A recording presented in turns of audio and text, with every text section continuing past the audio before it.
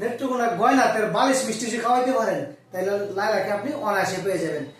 ভাই, আপনারা যারা লাইলার জন্য মানে অপেক্ষায় আছেন, অনেকেই চিনেন যে লাইলা আসলে কি। লাইলা হয়েছে কি প্রিন্সকে তো মানে মামুনকে তো লাইলা, প্রিন্স মামুন লাইলা। আর লাইলাকে পাওয়ার জন্য একটা সহজ টেকনিক আমার কাছে আছে, আপনারা একদম সহজে লাইলাকে পাওয়া যাবে। অনেকে আছেন না যে লাইলার জন্য এই অনেক কিছু করতেছেন যে লাইলাকে কিভাবে পাওয়া যায়।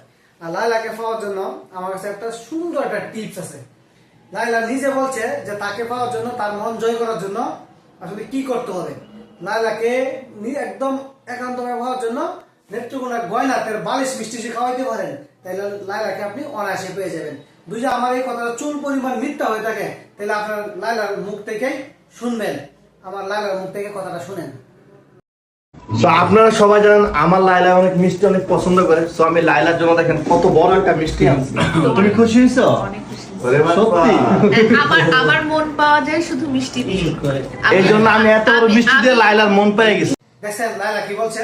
অবশ্যই লাইলা যে কথাটা বলছে এটার সাথে কিন্তু 100% আমরা একমত যে লাইলাকে পাওয়ার জন্য একমাত্র মিষ্টি হলে লাইলা মন পাইবেন, এছাড়া সম্ভব না। ভাই, আপনি গয়না থেকে মিষ্টি কিনা লাইলার কাছে যাবেন, লাইলার মন পাই যাবেন। ধন্যবাদ সবাইকে।